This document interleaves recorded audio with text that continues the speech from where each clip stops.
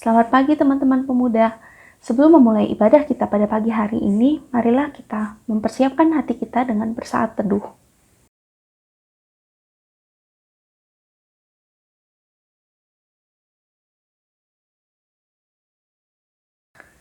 Selamat hari Minggu umat pemuda yang terkasih. Sungguh bersyukur kita dapat bersekutu dan beribadah kepadanya melalui YouTube. Marilah kita mengangkat hati kita, memuji dan menyembah Tuhan dengan pujian semua yang tercipta.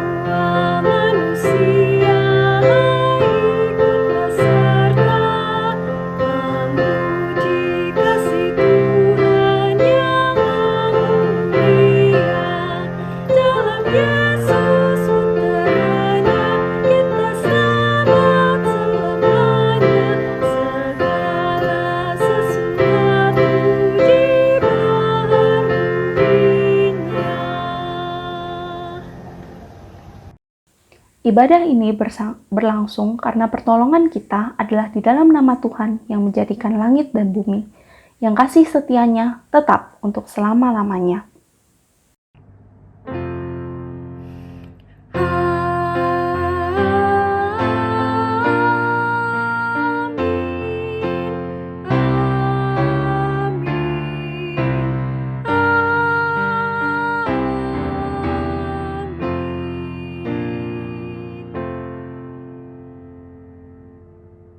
Salam sejahtera bagi saudara yang datang di dalam nama Tuhan, Tuhan beserta saudara. Teman-teman pemuda, tanpa kita sadari, seringkali kita diperhadapkan pada pilihan untuk menjaga kesetiaan kita kepada Allah. Kesetiaan kita akan diuji dengan berbagai hal yang dapat menjadi berhala di dalam kehidupan kita. Di era saat ini, berhala tidak lagi berupa dewa-dewa ataupun entitas yang disembah melalui serangkaian ritual seperti pada zaman dulu. Kebahagiaan, kesuksesan, cinta, keluarga, hiburan, maupun hal-hal lainnya yang sebenarnya baik dapat menjadi berhala bagi kaum pemuda. Apabila hal-hal tersebut justru menjadi sesuatu yang lebih penting daripada Allah. Apakah yang menjadi prioritas di dalam hidup kita? Apakah Allah sudah menjadi satu-satunya yang bertahta di dalam hati kita dan pikiran kita? Dalam ibadah minggu ini, kita akan bersama-sama belajar tentang bagaimana berfokus pada Allah di dalam kehidupan kita, bagaimana kita bisa hidup dengan berfokus hanya kepada Allah saja. Sebagai ayat pembuka kita, diambil dari Matius 6 ayatnya ke-33 yang berbunyi demikian. Tetapi carilah dahulu kerajaan Allah dan kebenarannya, maka semuanya itu akan ditambahkan kepadamu. Menyambut kata pembuka kita, marilah kita menyanyikan pujian Carilah Dahulu Kerajaan Allah.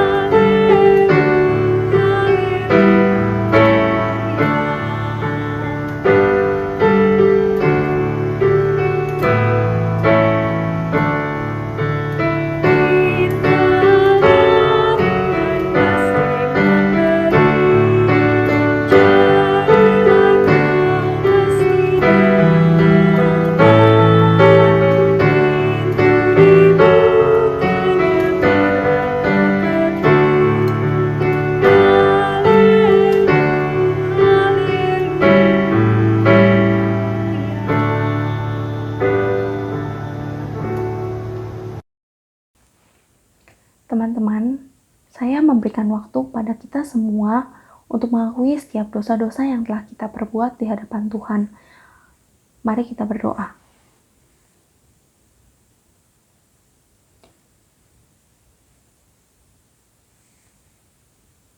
Bapa di dalam surga, kembali kami datang kepadamu Tuhan dengan segala keberdosaan kami. Seringkali dalam menjalani setiap kehidupan kami tidak memprioritaskan Engkau di dalam hidup kami. Seringkali kami hanya ingin menikmati kebahagiaan saja. Bapa dalam surga, ampuni kami ketika kami sebagai anak-anak-Mu telah berdosa melalui pikiran kami, perbuatan kami, juga perkataan kami. Seringkali kami menyakiti hati sesama kami, terlebih lagi seringkali kami menyakiti hati-Mu Tuhan. Ampuni kami di dalam setiap keberdosaan yang telah kami lakukan. Bapa dalam surga, biarlah kami sebagai anak-anak-Mu boleh senantiasa berserah kepadamu, dan kami boleh senantiasa mengingat kebaikan-Mu Tuhan. Terima kasih, kami serahkan semua dosa-dosa kami di hadapan-Mu. Kiranya kami boleh hidup menjadi kitab yang terbuka, dan kami memprioritaskan Engkau di dalam kehidupan kami. Di dalam nama Tuhan Yesus Kristus, kami telah berdoa dan mengucap syukur. Amin.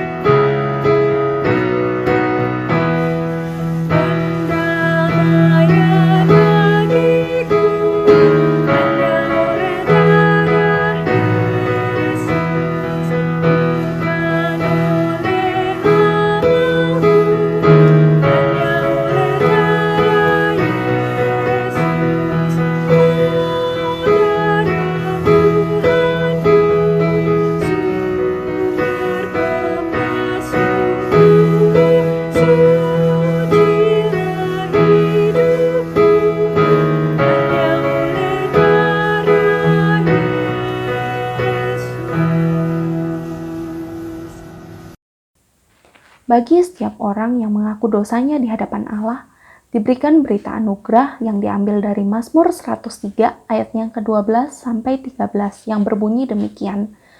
Sejauh timur dari barat, demikianlah dijauhkannya daripada kita pelanggaran kita. Seperti Bapa sayang kepada anak-anaknya, demikianlah Tuhan sayang kepada orang-orang yang takut akan Dia. Demikianlah berita anugerah dari Tuhan. Salam sejahtera untuk kita semua. Mari sebelum kita mendengarkan firman Tuhan dan merenungkannya, kita berdoa memohon pimpinan Roh Kudus. Mari kita berdoa. Bapa dalam surga, kami bersyukur Tuhan hari ini kami boleh mengikuti ibadah pemuda bersama-sama dengan teman-teman pemuda dari GKI Citra 1. Tuhan kiranya boleh menolong kami dengan penyertaan Roh Kudus, supaya hikmat Tuhan bersama-sama dengan kami. Kami boleh merenungkan bagian firman Tuhan yang boleh melandasi kehidupan kami, agar kami diterangi dengan kebenaran firman-Mu. Tolong kami Tuhan supaya kami boleh mengerti, memahami, dan juga kami boleh mempraktekkan, melakukan firman ini dalam kehidupan kami. Berkati hamba-Mu di dalam keterbatasan, dan biar apa yang dipersiapkan ini semuanya berasal dari Tuhan, yang boleh menolong kami untuk mengarahkan kami menjalani hidup bersama-sama dengan Tuhan.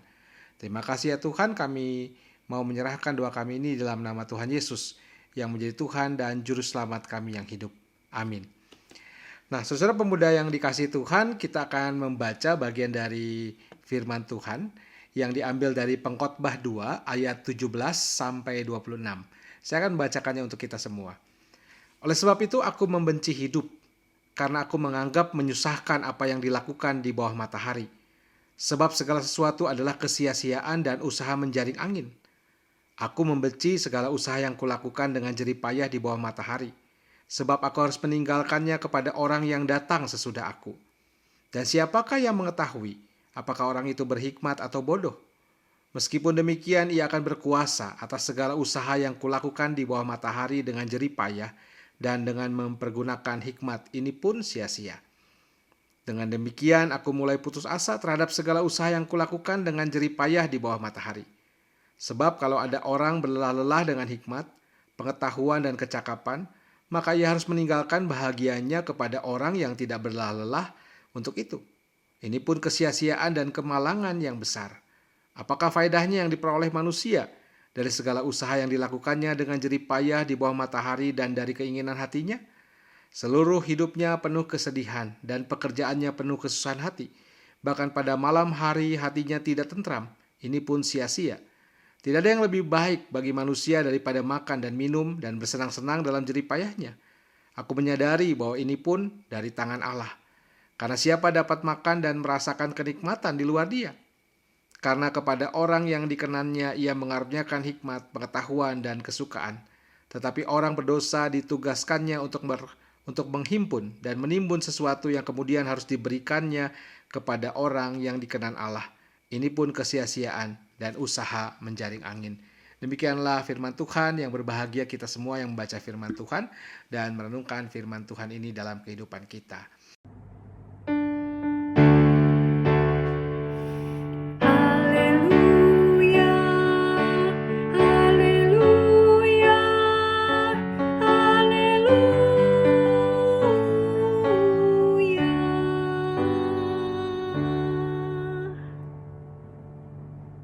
Nah, sobat pemuda yang dikasih Tuhan, hari ini tema kita adalah Endless Pursuit of Pleasure. Ya, mungkin kalau diterjemahkan akhir dari pencarian kesenangan hidup gitu ya. Nah, sesudah kalau saya sering bertanya kepada banyak pemuda atau rekan-rekan pemuda tentang apa yang paling diinginkan manusia dalam hidupnya. Biasanya ada dua kata yang muncul, yang sering muncul ketika ditanya apa yang paling diinginkan manusia dalam hidupnya. Yang pertama adalah kesuksesan, dan yang kedua adalah kebahagiaan. Kata sukses dan bahagia ini menjadi kata yang sering muncul di dalam pertanyaan apa yang paling diinginkan manusia di dalam hidupnya. Nah, kalau kita definisikan, saudara, sukses itu mencapai apa yang dicita-citakan. Apa yang kita inginkan, kita raih, maka kita menyebutnya sebagai sukses. Dan kalau kita berbicara soal bahagia, bahagia itu menikmati keberhasilan yang dicapai. Maka dua kata ini menjadi dua kata yang berpadanan. Artinya seseorang bisa meraih kebahagiaan kalau dia sukses. Dan orang bisa sukses kalau dia juga bisa bahagia, menikmati. Kalau dia sukses mencapai segalanya tapi kemudian dia sakit dan harus berobat sepanjang umur hidupnya, maka dia tidak bisa disebut sebagai bahagia. Maka dua kata ini sukses dan bahagia menjadi yang diincar, yang dicari-cari, yang diupayakan oleh banyak terutama anak muda sekarang. Maka itu kalau anak muda ketemu nih ya, kalau saya tanya kapan nikah gitu ya, jawabannya nanti kalau udah sukses gitu ya. Jadi mereka mengejar sukses. Kapan pelayanan? Nantilah Pak kalau udah sukses. Nah, ukurannya apa? Saudara, kalau kita bicara sukses dan bahagia. Nah, seringkali kalau kita bicara sukses dan bahagia itu ukurannya selalu dari berapa banyak materi yang kita dapat. Nah, kalau yang menjadi ukuran seberapa yang kita bisa capai dan miliki dalam hal materi, maka kita mesti berhati-hati. Sebab untuk yang satu ini tidak pernah ada kata cukup. Kapan kita bisa cukup mencapai sesuatu yang kita anggap sebagai sesuatu yang paling tertinggi atau titik puncak dari sukses dan bahagia itu? Maka itu kita perlu berhati-hati dengan ukuran ini. Ya, pengkhotbah mengingatkan kita dalam bacaan kita bahwa apa yang kita kerjakan di bawah matahari itu sebagai sebuah kesia-siaan. Bahkan tadi di ayat pertama dikatakan seperti usaha menjaring angin. Jadi apa yang kita kejar itu sesuatu yang sia-sia, yang tidak akhirnya tidak bisa mungkin membuat kita bahagia, dan ukuran suksesnya pun menjadi kabur. Nah, saudara. Nah, maka itu penulis pengkhotbah sebenarnya kalau kita membaca mesti membaca dari pengkhotbah 2 ayat 1 sampai 26 tadi, berusaha untuk melihat hidup ini secara serius. Jadi si pengkhotbah atau sering disebut sebagai Kohelet ini berusaha untuk melihat hidup ini secara serius untuk mencari kemungkinan apakah ada bagian dari hidup itu yang tidak sia-sia. Nah, dalam pencariannya itu dalam bacaan kita ternyata pada bagian ini pengkhotbah justru semakin yakin bahwa hidup itu memang sia-sia. Ya. Maka itu kalau kita membaca bagian ini kita seringkali dibawa seperti pesimis, saudara ya. Seperti ya buat apalah kita mengejar segala sesuatu, tapi kalau akhirnya selalu dikatakan oleh pengkhotbah itu sebagai sesuatu yang sia-sia. Maka itu setelah menambah begitu banyak hikmat dan pengetahuan, ia memang dikatakan pengkhotbah itu menjadi lebih berhikmat dan lebih berpengetahuan. Namun bersamaan dengan itu pula, ia justru menyadari bahwa hidup ini memang hebel, memang sia-sia. Jadi setelah dia berusaha untuk mencari makna dengan cara bagaimana dia supaya berhikmat, berpengetahuan, supaya dia mengerti tentang hidup sehingga hidup itu seharusnya tidak sia-sia, tetapi bersamaan dengan itu pula maka dia menyadari, saudara, bahwa hidup itu ternyata memang sia-sia. Maka itu ketika kita membaca kitab pengkhotbah, saudara, kita seolah-olah sedang diajak untuk mencari makna hidup. Mencari jawaban yang ditanyakan oleh semua orang tentang di manakah kita dapat menemukan hidup yang bermakna atau hidup yang berbahagia itu. Maka itu di dalam bacaan kita, pengkhotbah atau penulis kitab pengkhotbah ini mengatakan dia sudah mencoba yang namanya dimensi kesenangan dan kenikmatan dalam hidup. Ia tidak munafik dengan menolak semua kenikmatan itu di ayat kalau kita baca di ayat 10. Dan dia tetap menyadari bahwa semua itu menyenangkan. Yang namanya kesenangan, kenikmatan duniawi itu adalah sesuatu yang menyenangkan.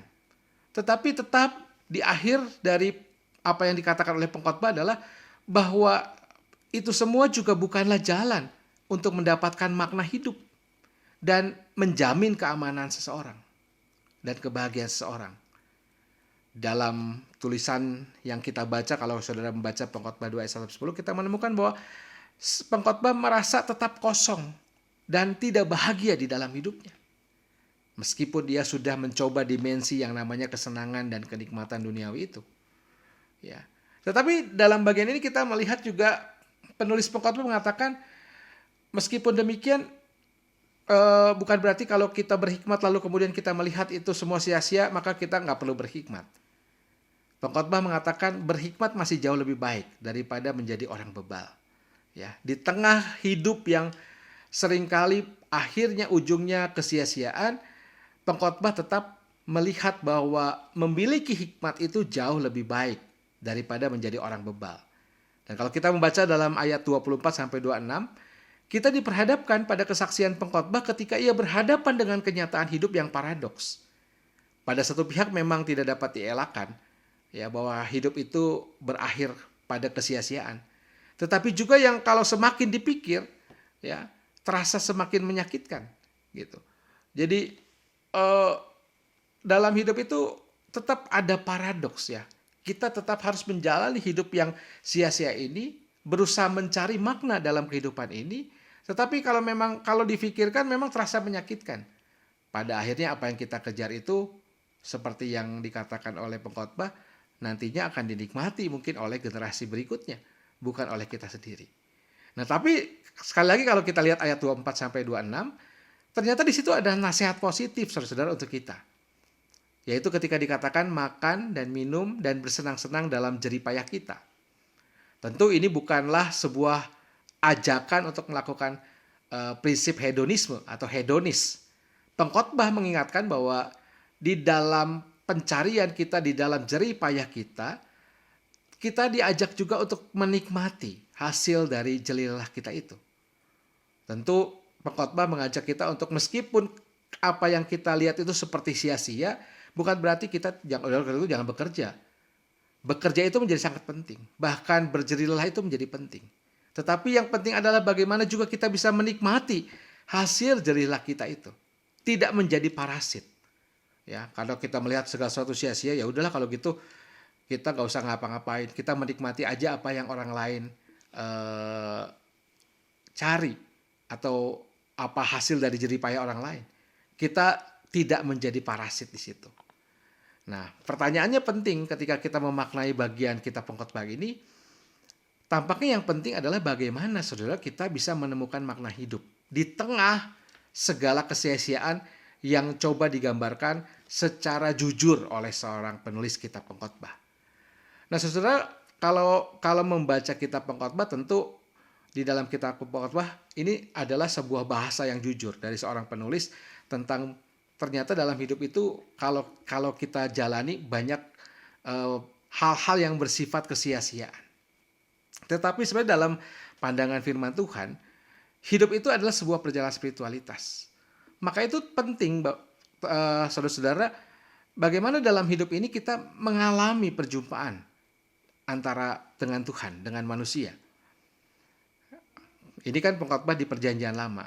Kalau kita memasuki bagian perjanjian baru, tampaknya kita sudah punya pengharapan yang lebih pasti, ya, bahwa ada anugerah Tuhan yang hadir, yang menyelamatkan itu kepada kita semua, dan ini perlu direspon dengan syukur. Maka itu hidup itu kalau kita mau mencari makna dari hidup itu seperti sebuah perjalanan spiritualitas. Bagaimana kita memaknai perjumpaan kita dengan Tuhan di dalam hidup itu menjadi sesuatu yang penting. Nah, saudara, untuk bisa memahami bagian ini, mari kita belajar dari satu murid Tuhan Yesus yang bernama Petrus, ya. Sebab penting bagi kita memastikan dalam perjalanan hidup itu terjadi perjumpaan dengan Tuhan dan terus terkoneksi dengannya.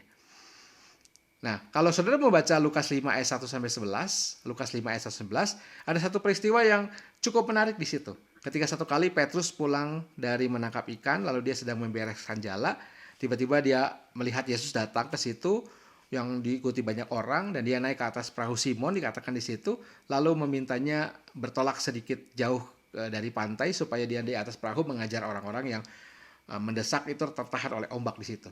Nah, sambil mengajar, Petrus tampaknya sedang membersihkan jala dan baru pulang dari menangkap ikan. Nah, setelah mengajar apa yang dilakukan oleh Yesus, Yesus mengatakan kepada Petrus, bertolaklah ke tempat yang dalam dan tebarkan jalamu untuk menangkap ikan. Saudara, ada undangan dari Tuhan kepada Simon Petrus untuk bertolak lebih dalam untuk menebarkan jala. Yang menarik adalah Petrus adalah seorang nelayan. Dan dia sudah bertahun-tahun menjadi nelayan. Dan dia tahu ajakan ini mustahil. Sebab bertolak ke tempat yang dalam itu tidak akan menghasilkan ikan. Sebab itu bukan waktunya menangkap ikan. Maka kalau kita membaca Lukas 5 ayat 1-11, Petrus mengatakan, Tuhan, guru dikatakan, telah sepanjang malam aku bekerja keras. Petrus sedikit protes. Bahwa dia bekerja keras sepanjang malam. Dia bukan pemalas. Dia orang yang benar-benar berusaha menangkap ikan dengan baik. Tetapi aku tidak mendapat apa-apa. Petrus mengatakan, guru telah sepanjang malam aku bekerja keras, tapi aku tidak mendapat apa-apa. Saudara, gambar ini mau melihat bahwa kadang-kadang dalam hidup kita sudah bekerja keras, tapi ternyata kita tidak mendapat apa-apa. Tetapi hari ini ada undangan untuk bertolak lebih dalam dan menebarkan jala. Maka Petrus mengatakan, karena engkau menyuruhnya, aku akan menebarkan jala juga. Maka hari itu dia bersama dengan Yesus ke perahu itu, ke tempat yang lebih dalam, dan menebarkan jala di situ. Dan yang terjadi apa? Ikan dalam jumlah banyak di waktu bukan nangkap ikan itu didapat oleh Petrus sehingga dikatakan perlu 3 perahu, ya, untuk bisa memuat ikan itu. Dan ada dua kata yang menarik di situ. Pertama, Petrus takjub dengan banyaknya ikan. sebab ini bukan waktunya menangkap ikan. Ya, maka itu Petrus takjub. Tetapi sekaligus di situ dia merasa berdosa. Maka dia bilang sama Tuhan, Tuhan pergilah daripadaku sebab aku ini orang berdosa. Tetapi di situ Tuhan bilang jangan takut. Mulai sekarang engkau akan menjadi penjala manusia. Ada proses transformasi dari seorang berdosa sekarang dipersiapkan Tuhan untuk hidupnya sekarang bukan hanya jadi nelayan biasa, tapi dia punya makna. Dan Tuhan persiapkan dia untuk nantinya bisa bukan hanya jadi nelayan, tapi menjadi pemimpin dari gereja. Maka itu Petrus memulai perjalanan itu dengan sekarang tidak lagi memikirkan tentang jumlah ikan yang dia dapat.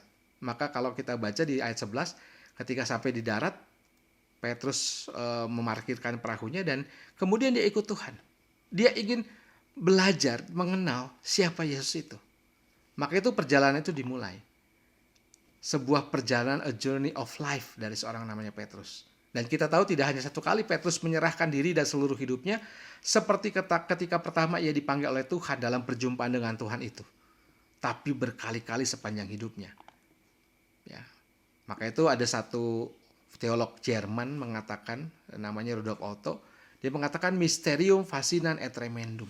Saudara, perjalanan bersama Tuhan itu adalah sebuah pengalaman yang menakjubkan di hadapan Tuhan sebagai misteri yang menggetarkan sekaligus mempesona.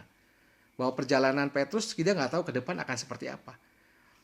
Dia menangkap Mesias pun dalam konteks politis bahwa Yesus akan menjadi raja di kemudian hari. Maka itu dalam perjalanannya kita melihat yang pertama dia takjub, merasa tidak layak, berdosa, kemudian Tuhan bilang jangan takut, ditransformasi, proses dimulai, dia meninggalkan sesuatu untuk mengikuti Tuhan. Lalu di situ di Matius 16 ayat 13 sampai 20 dia mengakui Yesus sebagai Mesias anak Allah yang hidup dan Yesus mengapresiasi di situ, dikatakan bahwa di atas batu karang ini aku akan menaruh jemaatku, tetapi belum satu pasal lewat ketika Yesus mulai lagi menjelaskan tentang penderitaannya, kematiannya akan dialami dan juga kebangkitannya. Justru Petrus menarik tangan Yesus dan mengatakan itu tidak akan terjadi padamu. Dan di situ ketika Yesus sudah mengapresiasi Petrus, Yesus menegur Petrus bahwa nyahlah iblis, artinya kamu gak bisa menghalangi jalan ini. Sebab apa yang dipahami Mesias dari Allah dengan Mesias secara manusia tidak sama. Maka itu Petrus diajak untuk belajar menyangkal diri, memikul salib, ikut Tuhan dalam sebuah penegasan Tuhan. Apakah bisa langsung? Tidak. Dalam Lukas 22 ayat 66-1 kita melihat bagaimana kerapuhan seorang manusia bernama Petrus. Dia menyangkal dalam ketidakberdayaannya itu. Tetapi Tuhan adalah Tuhan yang mau memberi makna perjalanan hidup pada Petrus.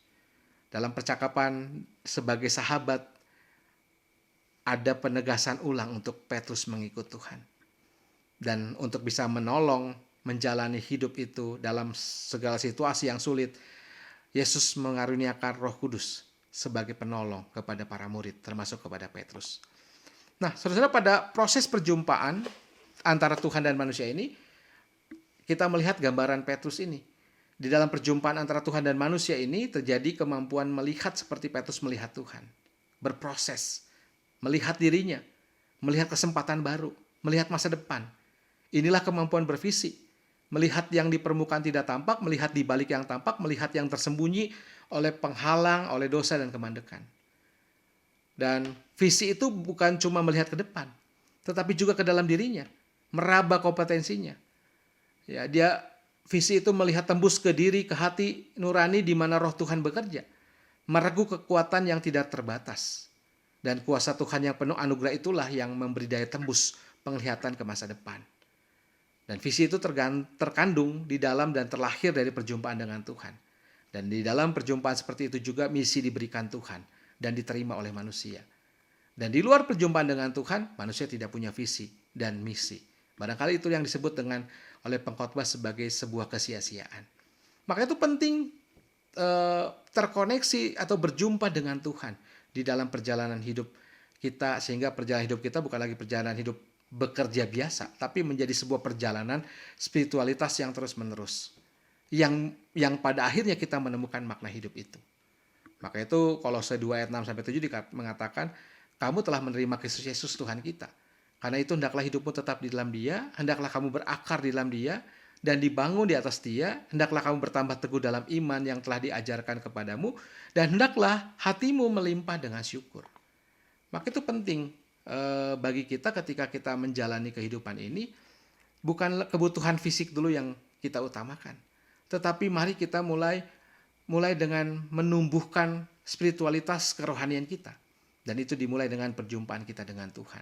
Kita rindu untuk bisa mengenal Tuhan, mengenal firman-Nya, mengenal visi yang diberikan kepada kita, termasuk juga apa yang Tuhan mau letakkan kepada kita, misinya di dalam perjalanan hidup kita. Dari situ akan menolong kita sehat secara psikis. Orang yang sehat secara psikis, secara mental juga bisa berelasi dengan baik dalam lingkungan sosialnya, dan akhirnya juga bisa memberikan kesehatan bagi tubuhnya. Dan barangkali itulah yang akhirnya disebut dengan sukacita di dalam Tuhan. Meskipun di dalam penderitaan sekalipun, sukacita yang melimpah, yang seperti dikatakan oleh Petrus dalam 1 Petrus pasal pertama ayat 3 sampai 11. Nah, maka itu saudara-saudara sekalian, penting bagi kita ketika kita mulai mendalami bagian dari pengkhotbah ini, lalu kemudian bagaimana tadi saya juga mengisahkan tentang perjalanan seorang yang bernama Petrus, mari kita melihat bagian ini menjadi bagian yang menarik, bahwa Tuhan telah memberikan hidup ini kepada kita. Apapun yang terjadi dalam hidup ini, itulah yang Tuhan karuniakan kepada kita.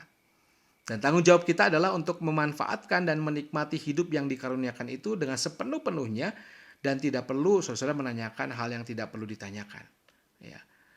Lalu yang kedua, saudara juga penting bagaimana menjalani hidup ini jauh itu lebih penting daripada berfilsafat tentangnya. Lalu yang ketiga, hiduplah dengan apa yang kita tahu, bukan dengan apa yang kita tidak tahu. Tidak perlu risau dan gelisah dengan apa yang tidak kita punya, tetapi tetap menikmati dan bersyukur atas apa yang kita miliki. Dan hidup itu memang penuh misteri sekali lagi. Kita nggak tahu ujungnya seperti apa. Namun dalam perjalanan dengan Allah itu, kita akan selalu dibuat takjub, terpesona, tergetar. Dan ada banyak hal yang akan memberi warna dalam hidup kita. Entah itu sukacita, kegembiraan, kenikmatan, ataupun penderitaan sekalipun yang menimpa kita. Kita akan selalu dibuat takjub, terpesona, tergetar dalam perjalanan bersama Tuhan itu. Kiranya firman Tuhan hari ini boleh menolong kita di dalam kita mencari makna, maka mulailah dengan bagaimana kita membangun keintiman dengan Tuhan dalam perjumpaan kita dengan Tuhan itu. Yang kedua, biarlah melalui keintiman dengan Tuhan itu terjadi perubahan hidup di dalam diri kita, sehingga kita lebih bisa proaktif dibanding pesimis dalam melihat dunia atau keadaan dunia atau perjalanan hidup kita. Dan yang ketiga, ketika kita pada akhirnya mungkin diberkati dengan sukacita, damai sejahtera, dan juga mungkin berkat kelimpahan, maka perjumpaan dengan Tuhan, keintiman dengan Tuhan itu menimbulkan perubahan diri dan juga kerelaan berbagi dengan sesama. Maka itu penting juga bagi kita untuk membangun relasi, terutama dengan teman-teman kita yang mungkin masih mencari makna hidup. Setidaknya kita bisa memberikan sebuah kabar baik bagi mereka bahwa kita sudah mengalami perjumpaan itu, dan dalam perjumpaan itu ada mysterium fascinans et tremendum. Ada sesuatu yang misteri, tapi ketika dijalani selalu menimbulkan takjub, terpesona, dan tergetar. Tuhan memberkati kita, dan kiranya Tuhan menolong kita dalam perjalanan hidup kita dalam mencari yang namanya kebahagiaan atau kesuksesan, tetapi dalam landasan firman Tuhan dan juga dalam pertolongan Tuhan. Tuhan memberkati kalian semua. Amin.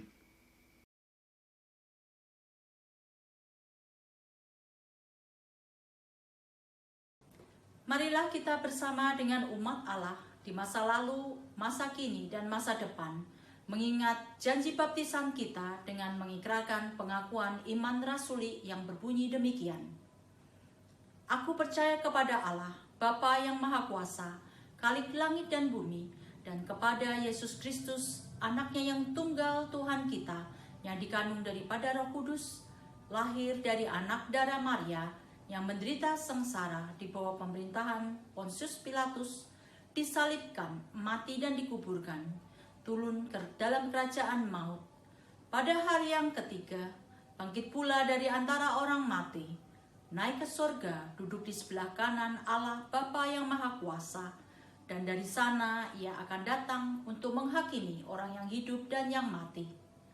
Aku percaya kepada Roh Kudus, gereja yang kudus dan am, persekutuan orang kudus, pengampunan dosa, kebangkitan orang mati, dan hidup yang kekal. Amin. Teman-teman, marilah kita menaikkan doa syafaat kita. Mari kita berdoa. Bapa di dalam surga, terima kasih mengucap syukur untuk setiap berkat kasih rahmat-Mu yang telah Engkau curahkan di dalam sepanjang kehidupan kami, Tuhan. Pada pagi hari ini kami mau datang, kami mau berdoa, Tuhan, menyerahkan untuk bangsa dan negara kami ini dalam tangan-Mu. Biarlah Engkau yang terus memimpin bangsa dan negara kami Indonesia, sehingga bangsa dan negara ini boleh semakin hari menjadi bangsa dan negara yang semakin baik. Terima kasih Tuhan, kami menyerahkan untuk pandemi yang sampai saat ini masih berlangsung. Kiranya Engkau yang boleh terus memimpin, memberkati setiap orang-orang yang duduk di bangku pemerintahan, sehingga mereka dapat mengerjakan tugas-tugas mereka dengan baik. Mereka dapat mengambil keputusan seturut dengan kehendak-Mu saja. Kami juga mau berdoa Tuhan, menyerahkan untuk vaksin yang sampai saat ini diberikan kepada masyarakat. Kiranya Engkau yang terus memberkati, memberikan kecukupan terhadap vaksin yang ada. Bapa dalam surga, kami juga mau berdoa Tuhan, menyerahkan untuk gereja kami GKI Perumahan Citra 1 ke dalam tangan-Mu.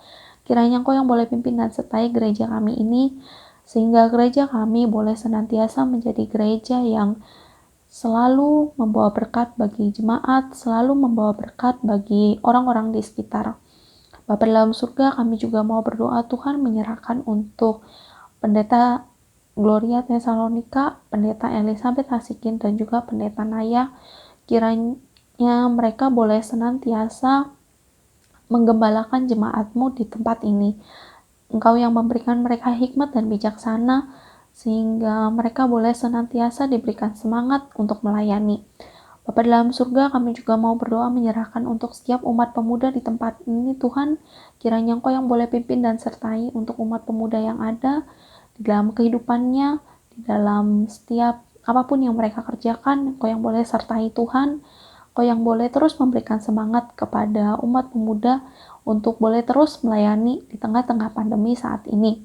Kami juga mau berdoa Tuhan, menyerahkan untuk setiap permasalahan yang ada di dalam kehidupan kami sebagai pemuda, baik itu pencarian pekerjaan, pencarian pasangan hidup, dan setiap masalah kami yang ada. Kiranya Engkau yang boleh senantiasa memberkati, menuntun setiap kehidupan kami, sehingga hidup kami di dalam umur pemuda ini kami boleh senantiasa berdekat kepada-Mu saja.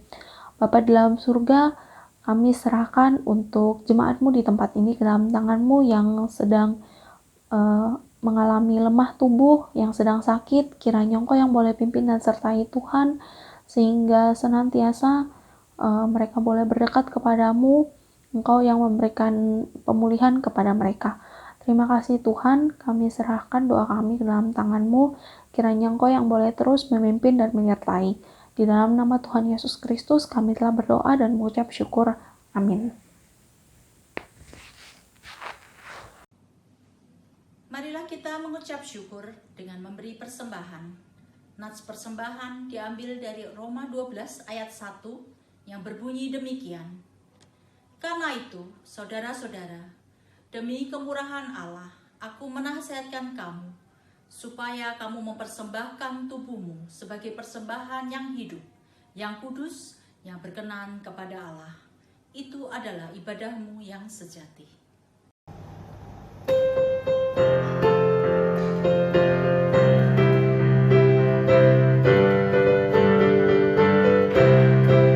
Berlimpah sukacita di hatiku, di hatiku, di hatiku. Berlimpah sukacita di hatiku, tetap di hatiku.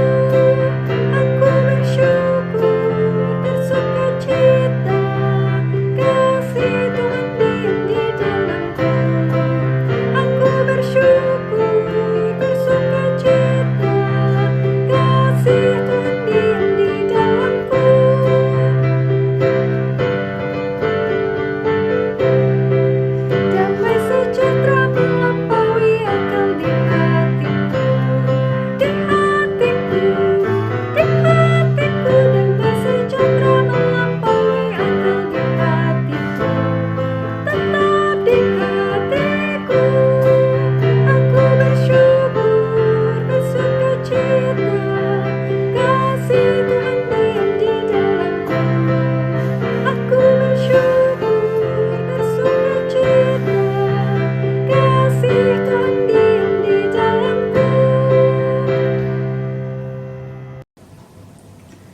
Marilah kita menaikkan doa persembahan kita. Mari kita berdoa. Kami bersyukur dan berterima kasih ya Bapa, Tuhan Allah kami. Kehidupan kami sungguh anugerah dari Tuhan yang begitu besar. Berkat Tuhan yang Engkau beri membuat kami lebih mensyukurinya. Saat ini ya Bapa, kami datang membawa bahagian berkat Tuhan. Persembahan yang kami beri dengan hati yang tulus. Tuhan boleh memberkati persembahan ini agar berguna bagi kemuliaan dan kebesaran nama Tuhan. Ajar kami ya Bapa untuk memberikan waktu dan kehidupan kami untuk pekerjaan dan pelayanan Tuhan. Terima kasih ya Bapa. Kami berdoa dan bersyukur di dalam nama Tuhan kami Yesus Kristus, Juru Selamat kami yang hidup. Amin.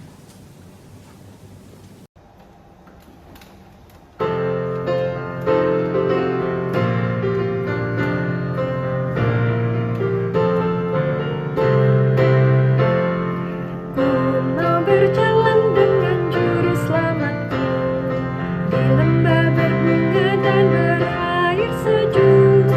Ya kemana juga aku mau mengikutnya sampai aku tiba di negeri Mekah.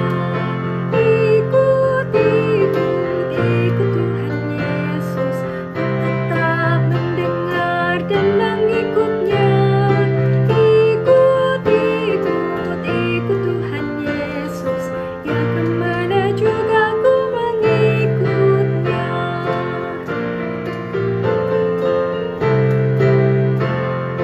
Ku mau berjalan dengan juru selamatku di lembah gelap, di badai yang menderu. Aku takkan takut di bahaya apapun bila ku dibimbing tangan Tuhanku. Ikut, ikut, ikut Tuhan Yesus. Ku tetap mendengar dan mengikutnya. Ikut, ikut, ikut Tuhan Yesus. Ya kemana juga ku mengikutnya.